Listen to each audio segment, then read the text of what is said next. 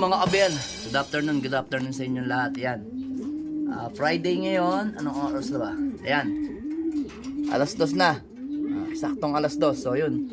Kasalukuyan, binabantayan ko yung mga ibon ko kasi first lap derby na ngayon ng PUF. All bird category. So tatlo yung young bird natin. Itong si Mr. Peter 2. Then ito si Miss Peter 3. Ayan. Tapos ayun. Si direktang anak ni yung nagpakatop sa atin noong nakaraan. Tatlong young bird natin ng PUF. So malamang sa alamang i-entry natin lahat yan sa all bird category mga kabel. So ito yung kamukha ni Miss Peter mga kabel. Ito yung Miss Peter 3 natin. Ito Peter. Ito Peter. Ayan Peter din yan. Peter. Ayun Peter. Peter 3. Peter 2. Ayan. So ito ano yan? Pula na NPL yan. Jimmy D. Then ito. Ito yung ano natin. Vandenbroek. So ito kasalukuyang kinukondisyon ko rin kasi mamaya ikaarga natin yan sa fourth lap derby ng PPCP Pogi and Relay Cagayan. Ayan. So kailangan i-motivate natin mabuti ang mga ibon natin kasi ito kasi last 3 laps na lang. So medyo mas mahirap yung karera nito dahil nga kaliwa kami biglang kanan mga kabel. So kailangan i-motivate natin yan. Kailangan natin yan, papakainin natin yan maya-maya ng alas 3 ng hapon para mas mabilis matunaw yung kanyang kinain mga kabel. So ito, ayan o.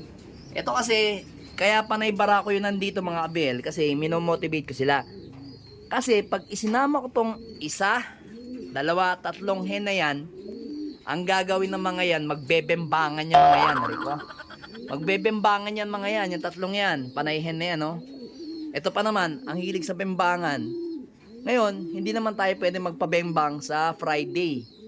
Kagaya nito, si Juanan na Peter. Pag yan pinasok natin dito, diretsong pasok yan doon. So, ito naman, si Miss Peter 3, diretsong punta doon sa kanyang kapatid. So, ito mga abel, full nest mate to ni Miss Peter 3. Ito, Mr. Peter 3 din to eh. So, ngayon ito, hindi pa naman to derby mga abel. Sa Saturday, first lap, hari ng bungad. Yan, e-entry natin to 200 lang naman sa BBC. So yan yung pang-entry natin. Then yung mga kasama niyang tatlo hindi natin e-entry. So ito lang yung nakapatibayan natin sa BBC mga apel. Yung rest hindi nakapatibayan. Pero to. Yun, ito nakasali to sa patibayan ng club. Ito tsaka yan. Pero yung patibayan ng area, ito lang. Ito lang isinali natin. Tsaka, ito naman sa patibayan ng club. Hindi natin to in-entry sa area mga kabel. Ito yung naka-MacArthur natin. So, kung tatanungin nyo ako, kung bakit hindi ko to in-entry, kasi, ganito lang yan. Si Peter is kabisado natin. Yung Peter na malapot. Pero yung pinaris natin dyan is bago kasi. Si Victor Lim na Juana. So kung iisipin nyo, bakit hindi mo in-entry na lang? Pero naka-MacArthur. Kasi nga, lahat naman tayo mga abel, kahit na test bird natin, testing na natin yung ibon natin na Peter, magpapasok tayo ng ibang linyada na Victor Lim na Juana. So doon sa kaibigan ko, tested and proven yung Juana niya. Pero ako, syempre, sa akin, iba ang magiging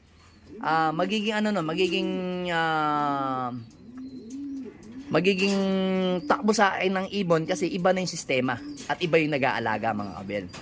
So ito, tomorrow pa naman itong kaarga. Ito lang yung kaarga natin. Yan no, si Peter B, direktang Peter B, Miss Peter 3, Miss Peter 2, at saka si 641. Yan, bali 4 lang ikaarga natin mamaya. So ito, matagal pa to, summer pa to mga abel eh. So yun no, pag nakikita nila ako dito, nagwawala sila kasi gusto nga nila magpabembang. So ito mga abel, pansinin nyo itong Peter natin na to, Pearl Eye. Pearl Eye yan, nakikita nyo. Pearl Eye yan, no? Yan, yan. O yan, pumunta siya sa liwanag. Pearl eye yan, pearl eye. Ayun, pearl eye. Ito, pearl eye. Yan, mga kabel, kita nyo. Pearl eye yan. Aray ko Yan, pearl eye, oh. Then ito, hindi siya pearl eye. Itong ganitong itsura kasi, yan yung itsura ni Inbreed Vandenbroek. Yung lahi na binili natin o direktang binili natin sa PHA player na dating PHA player na hindi na naglalaro ngayon sa MMFC, sa PFC na siya naglalaro, si Sir David Lim. Yan. Yun. Doon ako kumukuha ng ibon na old lines na Vandenbroek, mga kabel. Pero sa ngayon kasi alam ko hindi siya nag-out eh. Pero pag maganda-ganda yung ating panalo, pupuntahan natin siya sa loop niya. Tapos try natin kung pwede natin i-vlog. Tapos kukuha na rin tayo ng mga foundation bird na mga Vandenbroek. Siguro kung bibigyan tayo ng pagkakataon ni Papa Jesus, Panginoong Yahweh, na manalo tayo this race, kukuha ko sa kanya ng mga dalawang klaseng Vandenbroek. Isang hen, isang kak. Kasi yung kinuha ko kasi sa kanya is ganitong checkered na medyo may pagkaputla. Ganito pagka-checkered niya. Yan. Yan, oh. Kasi ito, lahi din to ni Vandenbroek, mga kabel. Yan. Ganyang kulay. Tapos hen.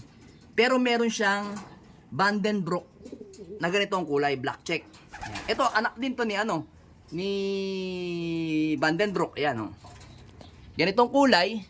Kaya nga yung Vandenbroek ko na hen, tapos inalabas niya is checkered na ganito. Ayan, oh. Ganyan kasi itsura ng hen, mga kabel. Ganyan yung mga mata. Talagang maganda. Pero ganito yung kulay. Tapos yun yan, nung na-breed natin siya sa president natin, Johnson President, ganito na yung mga nilabas. Yan, checkered, black check, dark check. Tapos meron tayong checkered na ganito. Yan yung mga nilabas, mga kabel.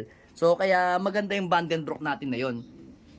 So ngayon, kung pagbibigyan tayo ng pagkakataon, kukuha naman tayo sa kanya uli ng isang Vandenbroek na ganito uling kulay checkered. Tapos, tingnan ko kung makakuha ko sa kanya ng black check na ganito kulay.